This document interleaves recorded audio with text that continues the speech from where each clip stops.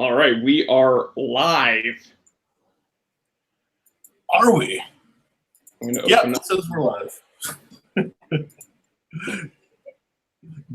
definitely live. Heck yes. All right. Opening up another window. Seeing if I can figure out. Hey, fellas, we're here. We're just getting the kinks worked out. Thanks for joining us.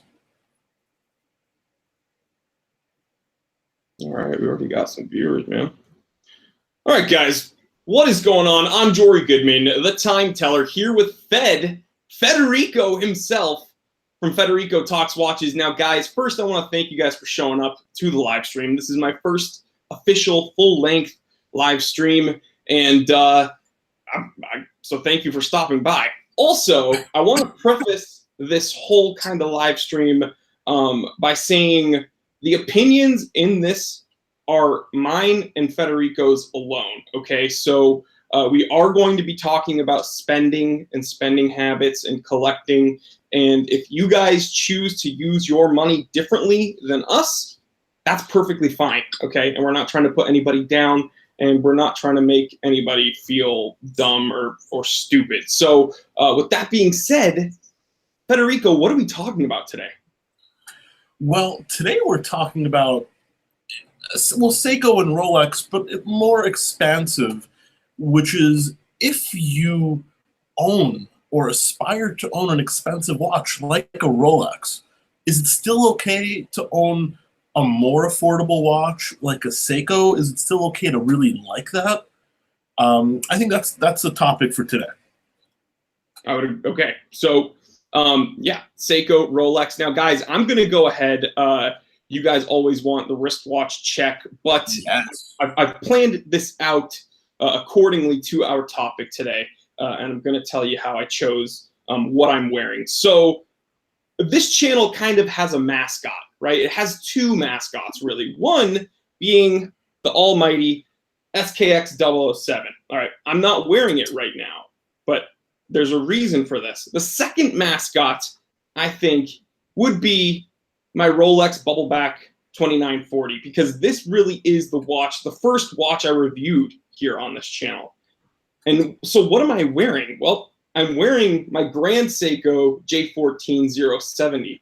And the reason for this is because you should already know my personal stance on this topic, right? I love Seiko, but I reviewed for the first time my kind of weird, funky Rolex. And I'm wearing a Grand Seiko, which really shows kind of the depth and reach Seiko has, from being very entry level to being quite high end. But Federico, what are you wearing? Well, it's kind of funny because this was not planned. I'm kind of wearing the opposite of what you're wearing, and that is probably the watch that gets the second most amount of time of wrist time on my wrist, and that is the Seiko SKX, and it's the cheap Malaysian-made version with the Pepsi bezel. It's not the J version, Fed? Oh my! How could honestly, dude? Like, there's no difference. I mean, there is a difference. I'm gonna get.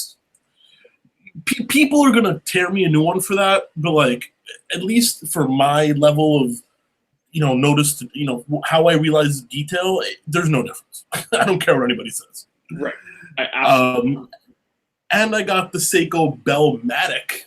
Ooh. My second favorite Seiko, a watch that was really popular with American GIs in Vietnam. A ton of GIs bought this and brought it back stateside when they came back from the war. I think that's really cool. Seiko. That is a highly desirable Seiko, the Bellmatic. Watch display. My buddy Watch Display says, I don't see a difference in K or J. Yeah, I agree with you, bro. I get messages pretty much, like, honestly, almost daily. It's gotten to the point almost daily, and I'm sure Fed does too. People ask me. There's no difference. Yeah, there's honestly no difference, guys. Now, what I will say is the unfortunate truth is the difference is just between, like, piece by piece, and that's really unfortunate. I wish it was a bit more. I was trying to buy a Seiko. Excuse me, I don't know all the names of all the models, but a Seiko baby tuna the other day on eBay, and there was a Malaysian model that was like, I don't know, $285 used, and all the J versions were $500. Yeah. So this is kind of, we could probably like relegate this topic to a totally different live stream, but the issue with this huge price disparity, unfortunately, it is the watch collecting community itself. We've stated that there is a difference in desirability and quality from J to K or other models, and resellers, they're not stupid, so they're going to play off that, and they're going to be like, oh, J's are more desirable, cool, I'm going to charge way more for that. So we've kind of bolstered, unfortunately, that up. No, I feel you. Well, I guess back to the topic at heart. I mean, a lot of you guys, this is the Time Tellers channel, it's Jory's channel. But if you guys don't know who I am, my name is Federico from Federico Talks Watches. His his channel link is in the description. So I urge you guys, he knows more about watches than me. So check his channel. Link in the description. I'm also a used watch dealer, delraywatch.com. And I worked in the industry a little while, but my experience is mainly in the high end. I started with watches by working at Cartier. I didn't start by buying a Seiko or a Citizen like a lot of guys out there. So for a long time, to me, the definition of like an entry-level piece, was, for example, a Tag Heuer. I didn't really know mechanical watches started, at lower price points. But now that I've been doing this 10 years and I own a collection, fairly decent collection, some pieces in the 5 figures, the very low 5 figures, and, a bunch of 4-figure pieces, I've discovered Seiko a couple years back.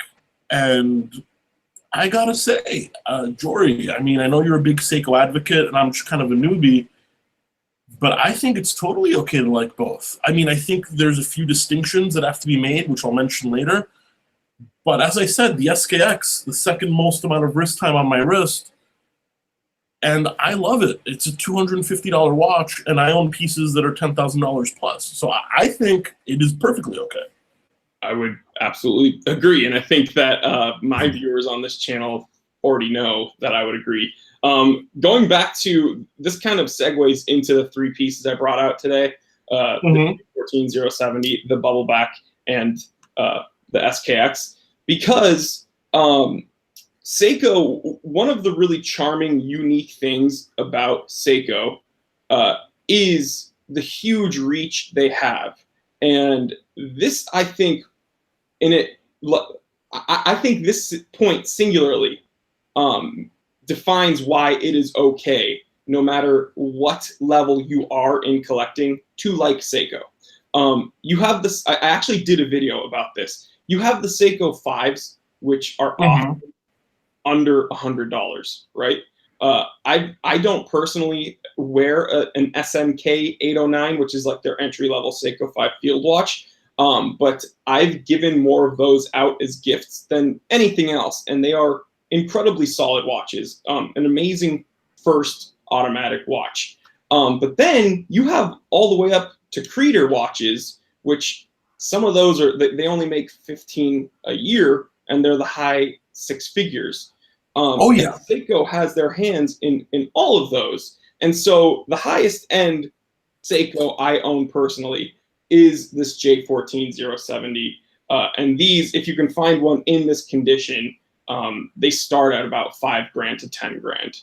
And but you'll see me wearing my SKX daily, no problem.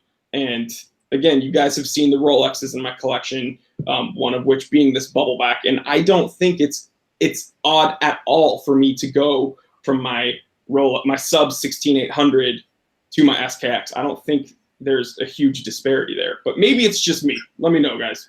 No, I don't think there is a huge disparity because I wear a Hulk all the time and I really enjoy my SKX as well. I think the one thing about the low run Seiko, so let's skip Grand Seiko for a second. Let's talk Seiko 5 and SKX, with the 7 S86 movements. The one thing I will say is, they're extremely durable. They're not always very accurate, but they're extremely durable and they do the job. But, as a watch dealer and someone who offers service, I do get a lot of emails. People say, Fed, can you service my SKX? It's been 30 years, or, this happened or that happened.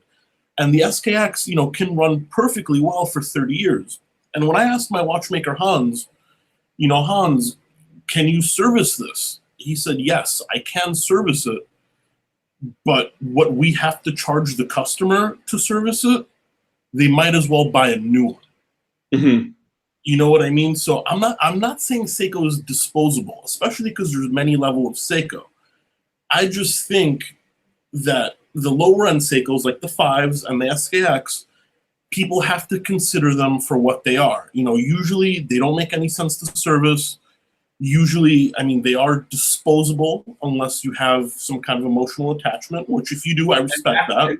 And that's where I would kind of press. I think a lot of, like for instance, this particular SKX does have a huge sentimental value to me because I always refer to the SKX as the gateway drug, so to speak. Oh, absolutely. And this was the watch that really got me into watch collecting.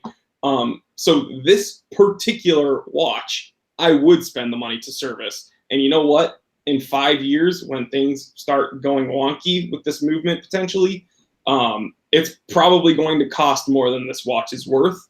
But sentimental value, it's priceless to me. So, but I do understand what Federico is saying for sure. It's totally different than when I dropped my bubble back in November and I had to spend the money to get this fixed. It's a bit different, the price disparity there. But one thing I will say is very similar between Seiko and Rolex. There's varying levels, but they're the two brands that, at least in my experience selling watches, talking about watches, they very rarely break. They just work. You know what I mean, Jory? They just kind of work. 100%. I'm with you, 100%. And that's why I think, honestly, I've kind of done an episode about this, and because it is such a burning question with my viewership, I'm going to have to harp on this again. There's a reason Seiko and Rolex are my favorite companies. There's a reason there are so many like vintage Rolexes that you can still acquire. It's because, bottom line, they're practically bomb-proof. They're still there. There's a reason I can have this Rolex from 1940 and it's working, running like perfectly fine. That's because it works. There's a reason I can have this from 1960. It just works, and they're pretty dang clean too. So yeah, Rolex and Seiko for me all the way. Well, Jory, now that I'm on your channel and I know what you like in watches, and you're also a marketer by trade, I figure I'm gonna, a lot of people know I have a pretty unpopular opinion with my viewers, and that is I don't necessarily give Grand Seiko a lot of love. Now, right. When I first heard about you, it was the video that the title caption was, or I should say the headline was, "I will never buy a Grand Seiko," and I was like, "What? No!" Dude, you know what happened to me like a month ago? I was at a watch show in Miami, and this guy walks up to me, and he's like, "You're Federico." I'm like, "Yeah." He's like, "You're the Grand Seiko guy." I'm like, "Really?" I'm like, "What do you mean?" He's like, "I'm the manager of Grand Seiko Miami. I saw your video." I'm like, "Oh shit." I was like, "Oh shit." Federico? I don't know Federico. Bye. I'm like, he just looks like me. Scammer. But so let me ask you, because I want to give you my point of view, and it's a very unpopular point of view. And every time I bring it up, I get shat on. But You're very knowledgeable, and I want to ask you what you think. All right? Do it. So I don't hate Grand Seiko. Mhm. I don't. I think they make a very good product. However, I've been in this industry 10 years, and everybody knows, and if anybody disagrees with this, I think they're just wrong. Most of these luxury items are a lot about marketing, perception, marketing fluff. Fluff or not fluff, that it depends on how you perceive the brand. And while a Grand Seiko is a very similar quality, plus or minus to a Rolex, Mhm. the Rolex brand means something. See, I think if you take a Rolex Submariner and you take off the word Rolex from the dial, it's a $2,000 to $3,000 watch. But because it says Rolex, because it has that cachet, because it has that resale value, it's an $8,000 or $9,000 watch. So I'm not saying Grand Seiko is low quality. I'm just of the opinion that if I have to spend that type of money, Right. then I'd rather spend that type of money on something with a little bit of that cachet behind it. That's not snobbery. I just think that's me being realistic. But I want your opinion on my thoughts. Okay, so I think what I don't want to say that your statement was assumptive, but I will say this is quite subjective. Okay, so that is your opinion from your perspective. What I will say is, and I think you'd agree, Rolex is not in the Holy Trinity, but Rolex has probably larger brand equity than even Patek Philippe. Everybody knows what Rolex is. Not everybody knows what Patek is. People, from people that don't even care about watches, people that don't even own watches, like when they think watch, they think Rolex. Rolex is just really well known, and that's speaking to your statement, Rolex has a ton of cachet. Well, here's what I'd say about Grand Seiko. Grand Seiko started a lot later than Rolex. Okay, Grand Seiko the first Grand Seiko was the first Japanese chronometer grade movement, and that came out in 1960. Rolex was making watches well into the early 1900s. And so what I would say is we need to give Grand Seiko some time to build up their brand equity, because Grand Seiko just opened up their first boutique here on Rodeo Drive. I live in Los Angeles, everybody knows that. So that's their first kind of foyer into the kind of upper echelons. Right. So the thing is, Grand Seiko, we need to give them time to build up that cachet, because I agree with you. What I would say to you, Fed, is in like my circles, Grand Seiko has a ton of cachet. And so I think that it's just you and I have different experiences, and we're talking to different people.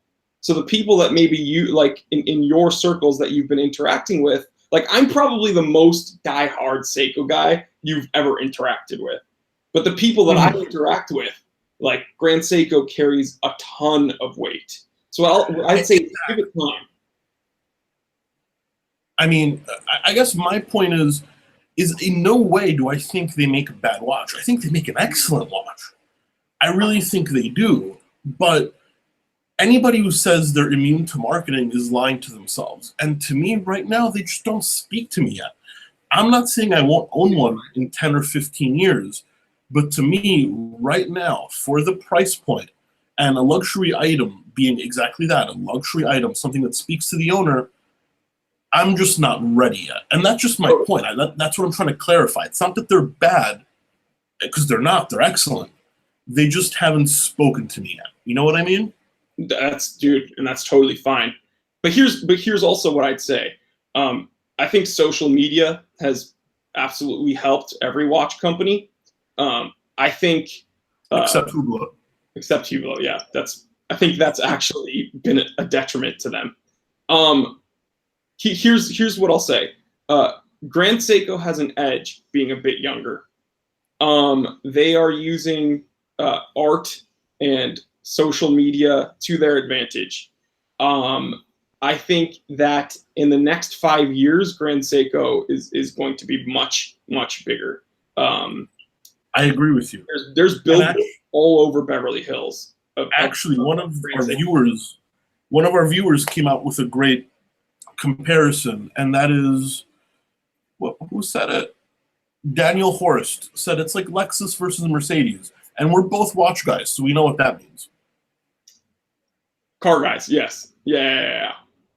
You know, I would actually disagree a bit, but I understand what I totally understand. The difference is that in Japan there is no Lexus. In Japan, it's all Toyota, and there's not a huge difference in manufacturing, to be honest, with those cars. What we have to understand with Grand Seiko is there is a huge difference with man hours spent on those watches versus Seiko. That's just a fact. There's a lot more time spent per watch in the hands of an actual human when we're talking about Grand Seikos. Oh, absolutely. The Zaratsu polishing, the movements. As I said, I'm not speaking to the quality of Grand Seiko. I just think you can't spring up a luxury brand overnight and expect people to buy into it immediately. Right. So here's what I'd say. I think we need to give Grand Seiko a bit more time to build up that brand equity. Like, I do business analysis when we're looking at brands. I think they're doing a great job. They're on the right path. They're not really doing anything to harm themselves. I think we need to give it time. In the next 5 years, I think they're going to be very big. There's people going into it's so funny. Rolex has a huge boutique. The IWC has a huge boutique on Rodeo Drive. Grand Seiko, it's almost like a little closet. I'm going to film in there. Yeah, it's tiny, but the people are very nice. I've been there a few times, and they're very eager to show their products off. And there's billboards in Los Angeles on Pico. There's a big billboard of a snowflake, of a Grand Seiko snowflake. And it's just hilarious to me because everywhere you drive in Los Angeles, you'll see a Daytona. Like, down my street, there's a billboard of a two-tone Daytona, and it's hilarious to now see Grand Seikos popping up here, and I'm like, okay, I like this. No, for sure, and that's why I wanted to talk to you about it, because for me, people always give me, shit about it, and I'm just being honest. I'm just expressing my opinion. To me, the marketing matters a little bit. I'm just not there yet. But horologically speaking, I mean, they make great watches. I mean, and there's nothing. No one can say to the contrary. So here's the deal, Fed. My job will be to find a Grand Seiko you will love, and then you will unbox it on a live stream here. Deal? Deal. All right, deal. And then after that, you have to convince my watchmaker Hans as well. Because here's the thing, he's an old school watchmaker, 34 years experience. Uh-huh.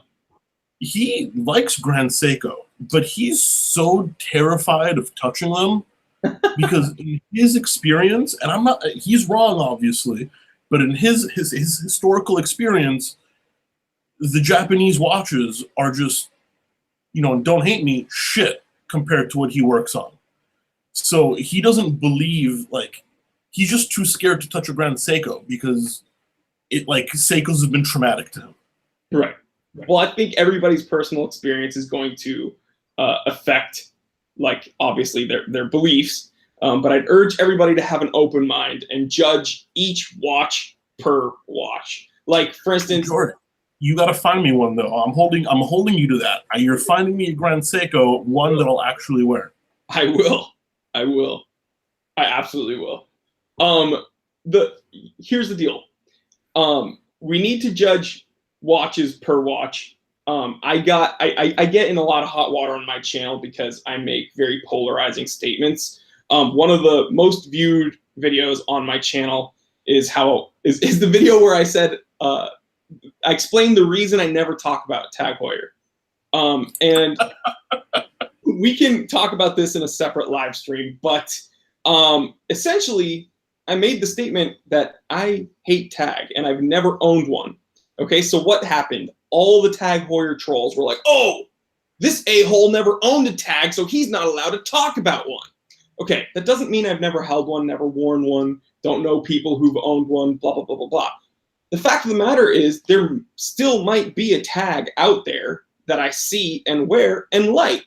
I'm fine with that, but I'm also fine with making some general statements to the public. I don't like Tag Heuer. Doesn't Sure. Like it's just that's how it is. I'm sorry. And so for Hans, your watchmaker, I'm okay with him making that statement because I know that there will be one Japanese watch that he can like. And yeah, well, it's just a matter of time. But by the way, Jory, I mean, and I'm sure you may know this as well, but every time something is said negatively about a brand, you're going to get people defending it. And this is not a jab at Tag Heuer. So guys, I'm not talking about Tag Heuer, but there are brands out there that I know for a fact, because I've held them, I've seen the inside of them with a watchmaker. There are a ton of brands, for a fact, that are real turds. I mean, they're made poorly, they're thousands of dollars, and, you know, every brand is going to have people defending it, but I just feel like a lot of people defending certain brands are just doing it because they bought the brand, or they're defending their own decision to spend money. They don't actually know what's inside. You know what I mean? Yes. And because I'm telling you, man, I've seen some things, you know, I've seen some brands, luxury brands, that, you know, they're the equivalent of like a $400 watch, and they're thousands of bucks. Right. And unfortunately, it's becoming more and more common nowadays. Yeah, it is. Jared Packer said, Jory, the titanium diver, it's amazing. Yes, that high beat 3600 Grand Seiko, when Grand Seiko first opened their boutique, I was there, and they actually took the plastic off of one, put it on my wrist. That thing is so light, it's ridiculous. It has the 4 o'clock crown, super impressive.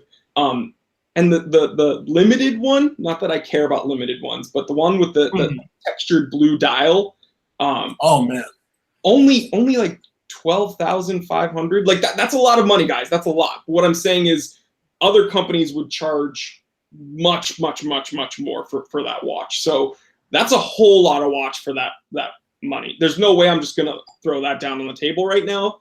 But yeah, that watch is incredibly impressive. And Fed, I urge you, let's look at that one. Dude, you had me at textured blue dial. Ooh, my favorite comment of the stream. Drew Gallinotto, I love the time teller. Fed, not so much. You guys are brutal, man. Well, guys, hopefully in this, dude, I'm going to give you guys a heads up. I love this shit, dude. I'm going to give you guys a heads up. I'm going to be on his channel doing a live stream next week, probably. So the thing is, I'm going to be getting those comments left and right from some of his viewers, I'm sure.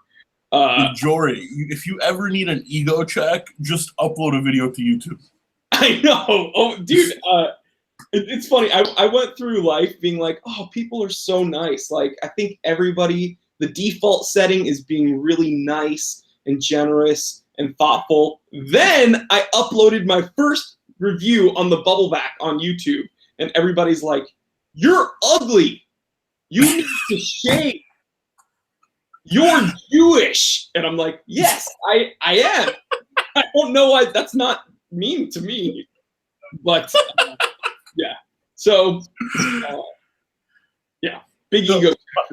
My favorite comment on my last video was like, hey, buddy, how about you stop buying expensive watches and go on a diet and visit an orthodontist? I'm like, Jesus, dude. People are cutthroat, ruthless on this. We could talk about, this is a whole separate topic, but yeah, people are not nice on YouTube, but. No, they're not. But we love most of you guys. Yes. But, I love each and every one of you guys here. I love you for joining us, so thank you so much. We're getting a little off topic, but there is one little thing, one last point I wanted to kind of just bring out, which we talked about pre-stream. And that is, so obviously we think it's okay to like Seiko. Yes. If you like a Rolex. I think that's cool. I do it myself. What I don't think is okay is if you're lusting after a Datejust, a Submariner, a Patek, whatever it is. I know what you're saying. Beware of the trap of buying 10 or 15, 5 to 15 Seikos as a substitute. Because guess what? They might be easy to buy because they're less expensive, but that shit adds up. And the 10 Seikos you could have bought might have gotten you 50% of the way to your Datejust, or even 100% of the way. So this, okay, so this is actually a good point. Again, spend your money how you want.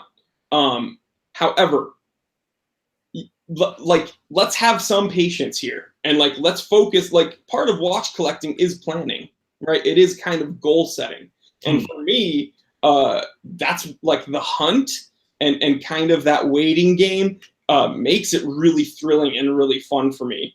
And so some of the watches that I missed out on, like the blue enamel Seiko Presage, and I even passed up on, let's see, I had an offer for a Snowflake, actually. The new redesign. Passed that up because I'm gunning for a Grail. And so the thing is it is partially planning, right? Because you could pull the trigger on a lot of these really, really initially interesting, affordable, attainable pieces, but $400 here, $400 there, it really does add up, and that's like eating away at the funds to maybe get your Grail piece. So there is a bit of a trap in these affordable watches, but all I'd say is keep the main goal in mind for whatever it is you want. And yeah, maybe if you're gunning for a Submariner, don't buy a bunch of Seiko Presages. But buy exactly. one. But buy one because you need one. and on that note, guys, I just want to announce next week, Thursday, the same time, Mr. Time Teller himself will be on the Federico Talks Watches channel, where we're going to pick a new topic, and we're going to try and do this once a week. We think it might be really fun for you guys. I mean, I'm certainly having a blast.